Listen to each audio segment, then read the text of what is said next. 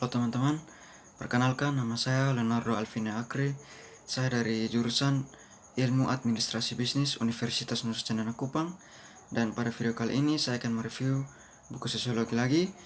Jadi pada buku kali ini dengan judul Introduction to Sociology, dalam terjemahnya yang berarti pengantar sosiologi. Buku ini ditulis oleh Henry L. Tisler yang lahir di Shanghai, Cina dan besar di Philadelphia. Istrinya yang bernama Linda adalah seorang penulis senior di sebuah majalah nasional.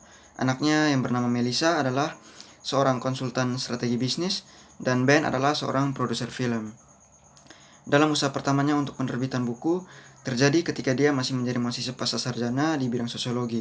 Waktu itu dia menulis edisi keempat tentang ras dan hubungan etnis dengan Broughton Berry. Keberhasilan buku itu menyebabkan kepenulisan buku ini, yaitu pengantar sosiologi. Tisler telah menjadi profesor di perguruan tinggi negeri di Framingham, Massachusetts selama lebih dari 3 dekade. Dia mengajar sosiologi pengantar setiap tahun dan telah berperan dalam mendorong banyak mahasiswa untuk mengambil jurusan di bidang itu, dan dia juga membuat sosiologi dapat diakses oleh masyarakat umum melalui surat kabar mingguan yang ia tulis dengan sebutan Masyarakat Hari Ini yang membahas berbagai topik sosiologis. Buku yang ia tulis ini pertama kali diterbitkan pada tahun 2011 oleh Changes Learning yang merupakan penyedia solusi pembelajaran. Buku ini berjumlah 591 halaman yang terdiri dari 18 topik pembahasan. Jika ingin membeli buku ini secara online, teman-teman bisa mengunjungi web www.echapters.com. Studi masyarakat merupakan part awal dari buku ini yang terdiri dari 2 topik pembahasan, yaitu The Sociological Perspective dan Doing Sociology Research Method. Pada topik awal tentang The Sociology Perspective, yang tentunya juga menjelaskan tentang hubungan interaksi sosial. Namun pada bagian awal penulis masih menjelaskan tentang permasalahan sosial yang berfokus pada seorang individu. Dalam contoh ini dia menjelaskan tentang kasus seksual yang dialami para remaja. Dia menjelaskan bahwa hal ini tidak dilakukan oleh para sosiolog ketika mereka mempelajari masyarakat. Ini hanya berita dan informasi yang dibawa oleh pembawa berita ke kita oleh orang-orang, kemudian sebagai bagian dari strategi untuk memproduksi kepedulian mereka tentang masalah sosial. Ini hanya untuk meyakinkan kita untuk mendukung posisi atau sudut pandang mereka. Para peneliti tidak melakukan kemampuan untuk menyebarkan informasi yang akurat tentang penyalahgunaan narkoba atau sejumlah topik sosiologis lainnya. Sosiologi tidak seperti pembawa acara talk show. Mereka membawa acara dengan berbincang-bincang di televisi dan membuat acara itu menghibur dan mempertahankan peringkat tinggi. Tujuan dari sosiologi bukanlah peringkat tingginya, melainkan pendekatan yang akurat dan ilmiah terhadap masalah-masalah sosial yang sedang dipelajari. Kemudian, pada topik kedua tentang melakukan sosiologi atau metode sosiologi, di bagian ini penulis menjelaskan tentang hal-hal yang berkaitan dengan penelitian. Dijelaskan bahwa untuk menghasilkan studi yang valid tentang dunia sosial, kita tidak dapat mendekatinya hanya berdasarkan pengalaman dan persepsi pribadi saja. Sebaliknya, kita harus melakukannya secara ilmiah melalui proses penelitian yang memerlukan sejumlah langkah khusus untuk menghasilkan penelitian yang valid.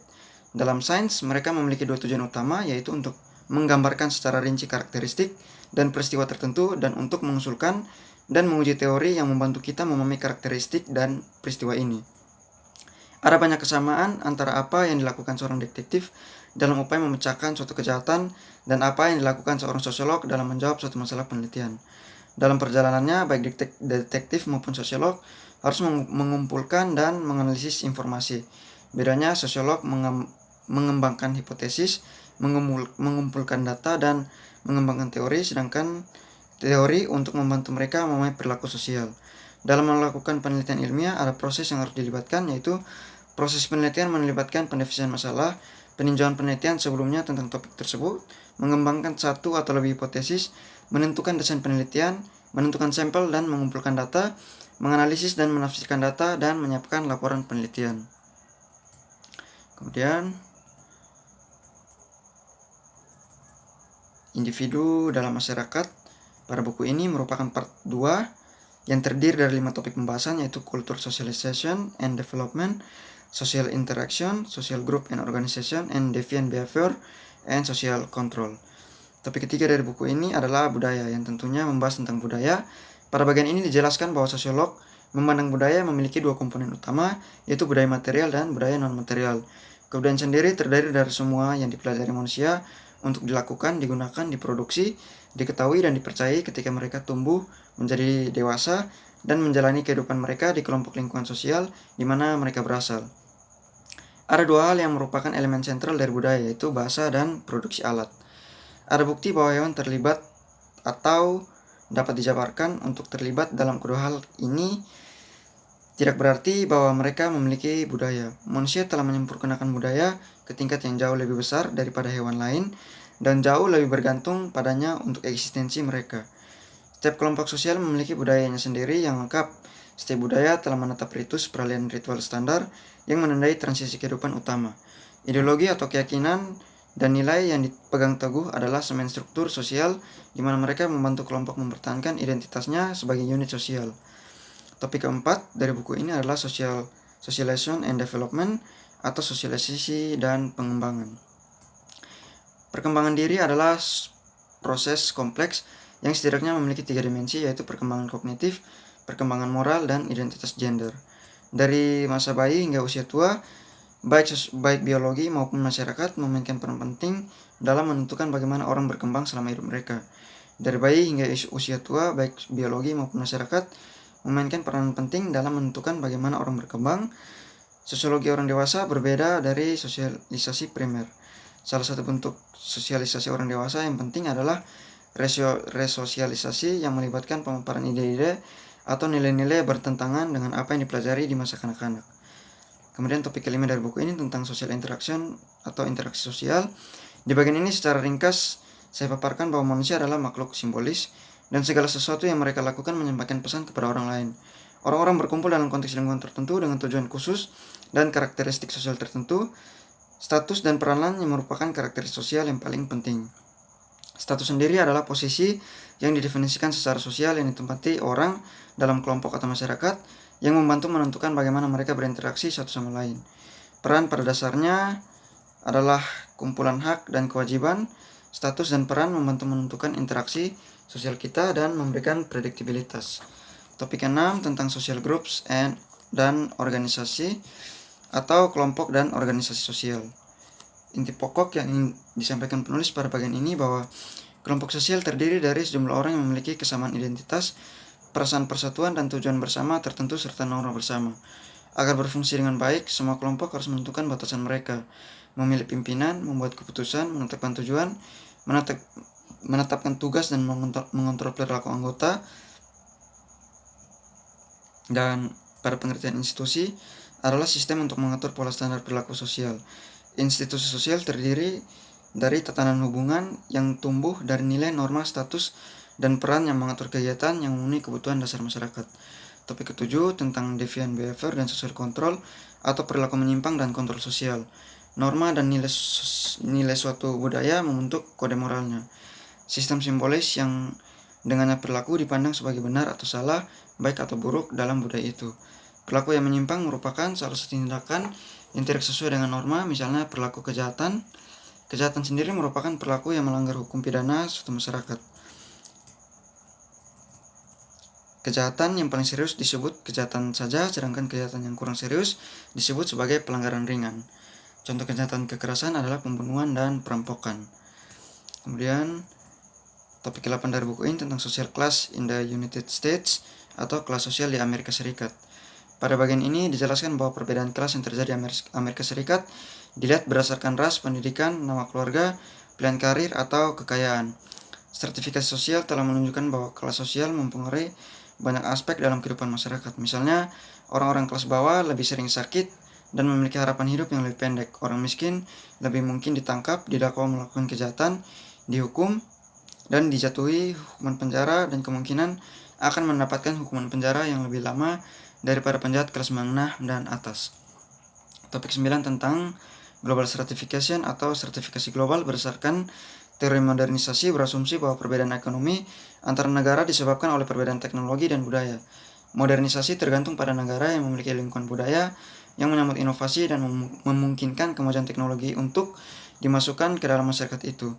Pemiskinan ekonomi dapat terjadi ketika orang-orang enggan mengadopsi teknologi yang akan meningkatkan standar hidup dan modernisasi. Saat ini 80% populasi dunia tidak memiliki akses ke perawatan kesehatan apapun. Malnutrisi dan penyakit parasit dan infeksi adalah yang utama penyebab kematian dan kecacatan di negara-negara miskin. Topik 10 tentang racial and ethnic minorities atau minoritas ras dan etnis.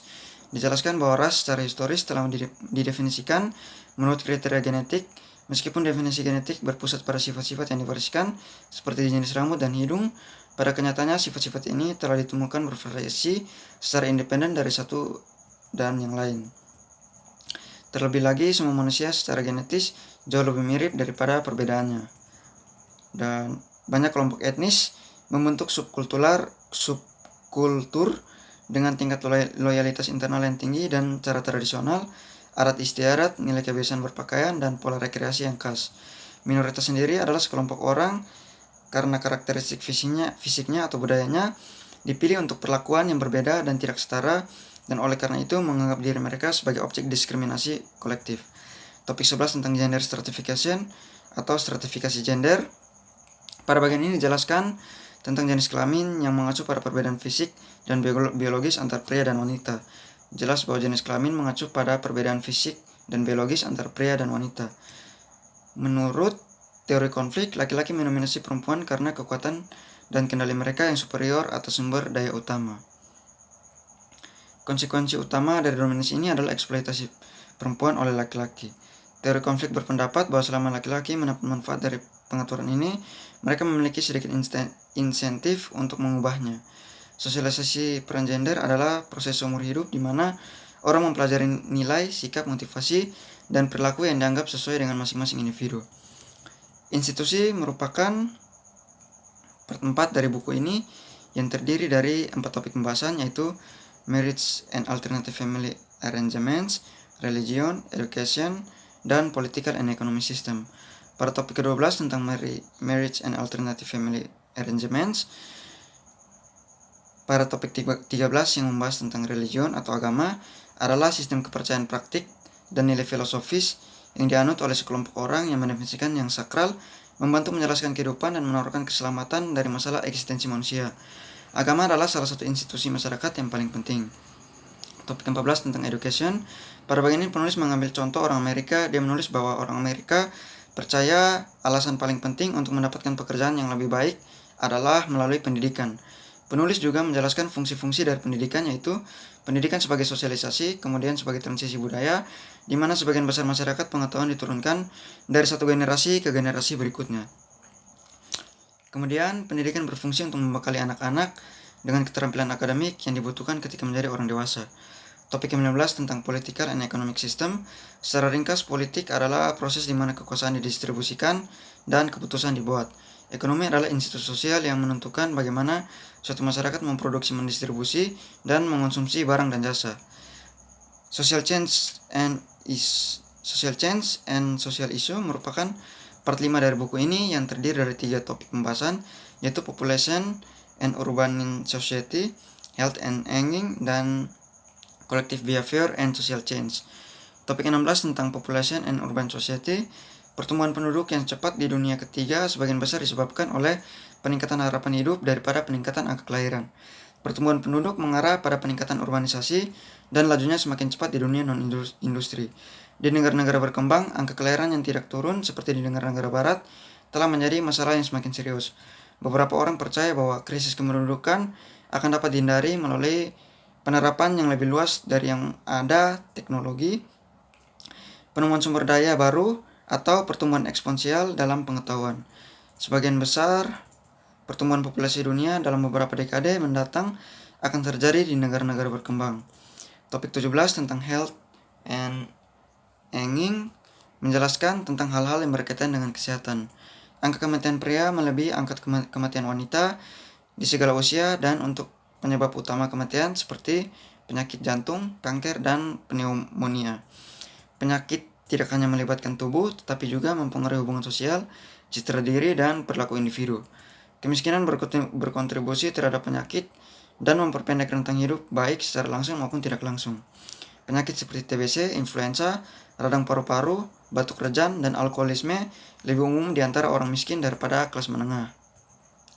Topik 18 tentang Collective Behavior and Social Change, perubahan sosial. terdiri dari setiap modifikasi dalam organisasi sosial suatu masyarakat di salah satu lembaga sosial atau peran sosialnya. Beberapa perubahan sosial melibatkan perilaku kolektif, tindakan sosial yang relatif spontan yang terjadi ketika orang menanggapi hal yang tidak terstruktur dan ambigu. Situasi perubahan sosial dapat terjadi sebagai akibat dari kekuatan internal atau eksternal. Inovasi teknologi merupakan sumber penting dari perubahan internal yang telah mengubah cara kita hidup dan bekerja. Ideologi merupakan sumber perubahan internal yang paling penting. Jadi pada reviewan kali ini sampai di sini saja dengan buku yang terdiri dari 5 part yang berjumlah 18 topik pembahasan. Jadi kiranya hanya itu saja yang bisa saya sampaikan. Jika ada kesalahan kata maupun pengucapan kalimat dalam pereviewan kali ini, mohon dimaafkan dan dikritik agar kedepannya saya bisa membawakan materi sesuai dengan harapan penonton. Hanya itu saja yang bisa saya sampaikan. Saya Alvin, sekian dan terima kasih.